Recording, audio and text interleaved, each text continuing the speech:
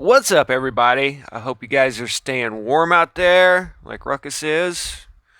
Getting him warmed up because, of course, he don't care. We had to go for a walk in 0 degree temperatures. Then we came back and cozied up with some yummy noodles and the cutest little Buddhist monk in his begging bowl waiting patiently. Because it's hard work protecting me from all the Djinn. According to tradition, sometimes when they're barking, they're seeing something there that you're not. So, what do you guys think? Are demons or Jinn real? Wow, I'm not even kidding. As soon as I said that, Ruckus looked over my shoulder out the window and he's been going off for about 2 minutes straight. That's not creepy at all. I kind of say that in jest, but I do think they're real. I'm not sure if we still have these physical monsters around, but I think that for sure we have these evil spirits that can get inside of people, and I think it happens more often than people realize. If you get to the full blown exorcism stage, then the Jinn, the spirit, has pretty much taken full control. But leading up to that, it's just a spirit influencing someone. They get in through a flaw that you have, like anger, and every time you get anger, they're feeding off of that, and or lust, or gambling. But I think I've been face to face with someone possessed more than once.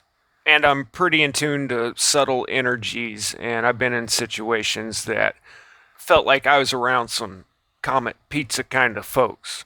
Anyway, I think there are evil spirits in this world, and I'd say it's possible they can gain enough power to actually manifest. But I think there was a time that this was a lot more common than today. I kind of look at things like this: God is playing you in the most advanced, realistic 3D simulation game ever. You're not God, but God is you. God is everything. It's this constant manifestation. And just like you realize that you have flaws, whether it's anger or envy, greed, whatever it is, you have these flaws about yourself that you're always trying to improve. Well, just imagine if you were an all powerful God, and when you got angry, a physical manifestation of that happened. I think there were less beings alive, so God's energy was more concentrated into each one. And God is the universe that's exploring itself and finally decided, well, maybe I shouldn't make creatures so powerful that they can destroy everything. In the Ramayana, Ravana, a demon, stole the wife of Rama, a god, and flew her to Sri Lanka in his Vimana, his flying chariot.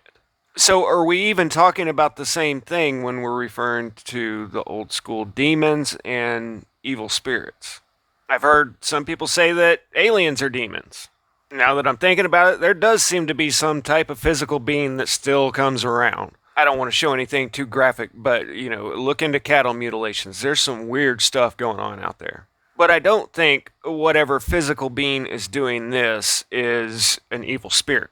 So I think we've had physical beings like this that we call demons, and then there's also spirits that can probably manifest in some form and can also possess occupied bodies and can even latch onto someone without them knowing. I'm sure everybody's familiar with the Christian idea of the fallen angels, so we'll do that first and then get into the Islam and the Jinn, because it gets really colorful over on that side of the street. So in Christianity, Lucifer is chief among the angels in heaven, and he and I think 200 angels rebel against God and are cast out of heaven, which would imply that they do have free will if they can rebel against God. The way they rebelled was they saw the earthly women and got the hots for them.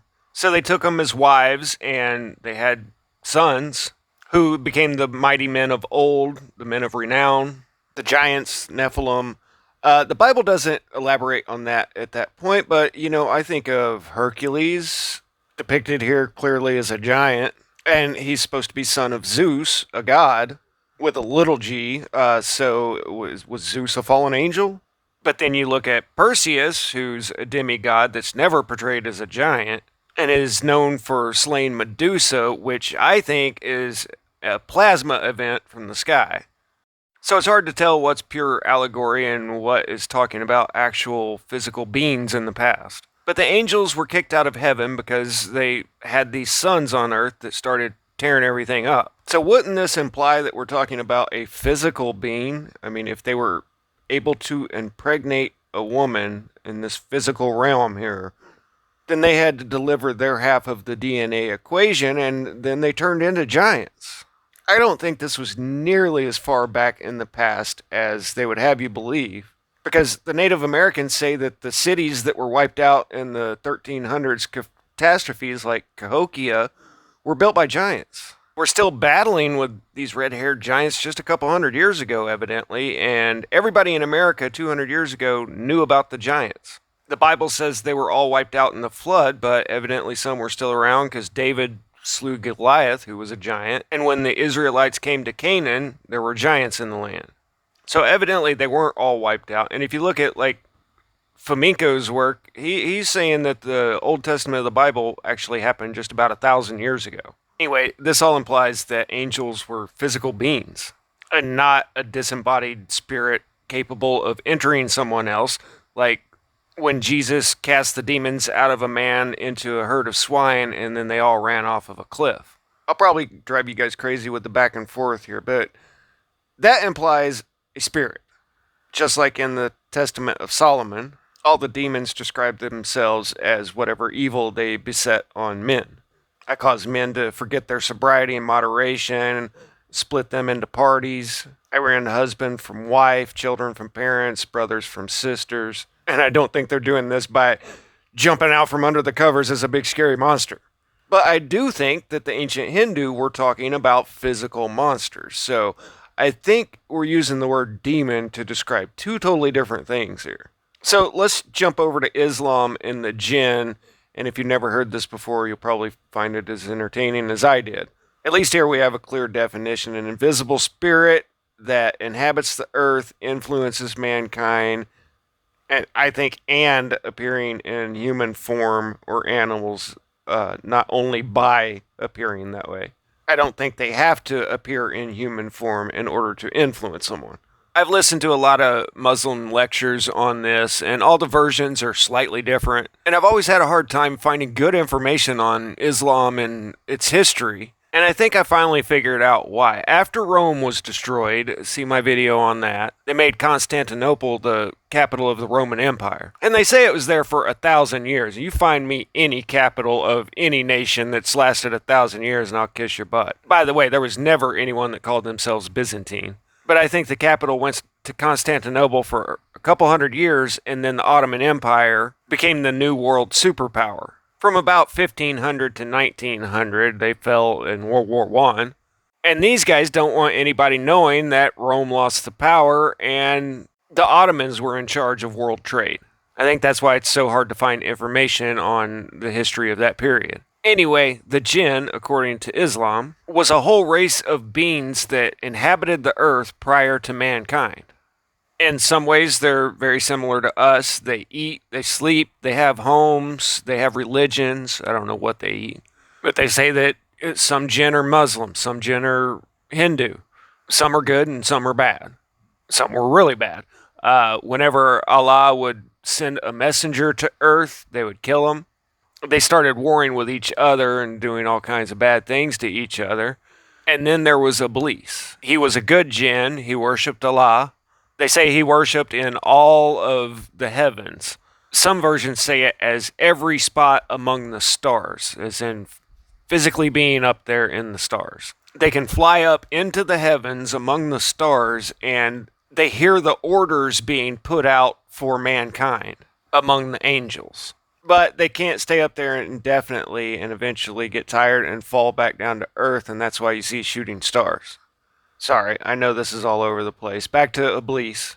He worked his way all the way up through the ranks of the angels until he was able to worship Allah there in the 7th or 8th heaven, the highest heaven. He sat in a place of honor among the angels. When all of the Djinn on earth turned wicked, like I said, they're just like us, Iblis was sent down with a host of angels to off all of the Djinn. And there's some interesting stories about how they're trapped in the earth and on islands especially. So apparently some of them did survive the war against heaven. So then Allah molded Adam out of clay and told all of heaven that this was to be the new creation. Now, some of the angels were against this, saying, hey, they're just going to turn evil too. But the angels have no free will in Islam's version of things, so they're just playing devil's advocate, as it were. But Iblis is looking at this molded Adam and says he's hollow. Iblis can go inside of him and looks around, and he's like getting obsessive about this. Just he worked his way up to the highest ranks of heaven, and now God's making this new creation, and it's just a pile of mud. Then Allah breathes life into Adam and tells all of the angels in heaven to bow down to Adam, and they all immediately do except for Iblis. He says, I am not bowing down to him. I am better than him. I am made of a smokeless fire. He is nothing but mud. Not doing it. So Iblis becomes the shaitan, the adversary, where we get our word Satan. Like I said, there's a lot of different versions of this, and some describe it just like a parallel universe, saying that we can't meddle in their world, and it's forbidden for them to meddle in ours, but they still do at times. Now, back to the smokeless fire bit, that just makes me think of electricity, a smokeless fire. I mean, the whole universe is really just electromagnetic fields and electrical impulses, I've heard some people say AI, but if it's from the same creator as us, then it's just as real or artificial as we are. I'm not even kidding. Last night I started this video and Ruckus started throwing a fit when I started talking about all this, looking at something outside. And as soon as I started tonight, he just did the exact same thing. So I'm going to wrap this up and move on to a different subject. So I think the Muslim idea of the Djinn are probably one explanation of evil spirits. And in the world of Islam, people believe in possessions. It happens all the time. And I don't think exorcisms are a joke or something just in somebody's head. I think they've done something that allowed a spirit to come inside their body. I mean, our bodies are metaphysical automobiles. We get in them and we drive them for a lifetime. But something else can get in and hijack the controls. Jesus cast out a demon who said his name was Legion because there were so many in there. But are these fallen angels? Depends on who you ask, I guess, because some will say fallen angels are also called evil spirits, unclean spirits, demons, while others would say there's no doubt these fallen angels are not known as the demons. And I agree with this guy. I think we're talking about two different things. Found this, but he uses the exact same two verses that I did. There are spirits that seek to possess the bodies of humans and animals. I don't know if I agree with the rather uncomfortable being outside of a body part, because after being cast out of the man into the swine, they ran off of a cliff. Where fallen angels would have to be a physical being to procreate with a woman. There's really only one person that's famous for being of a virgin birth. Physical demons and gods with a little g are described by every culture around the world. So I think there was a time where people lived around flesh and blood physical demons. These could be the Nephilim.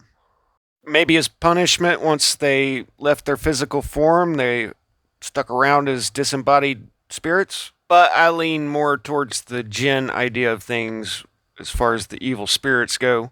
But that we're using the word demon to describe two totally separate things between a spirit and a physical form.